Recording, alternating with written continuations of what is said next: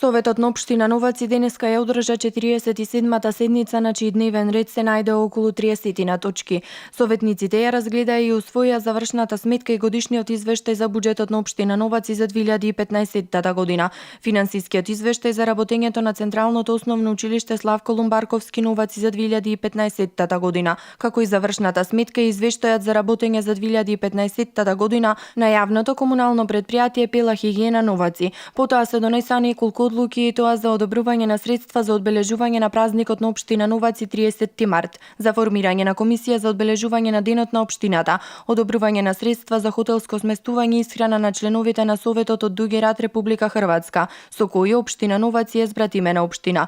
Одлука за усвојување на годишниот извештај за извршени работи за одржување на јавната чистота во општина Новаци.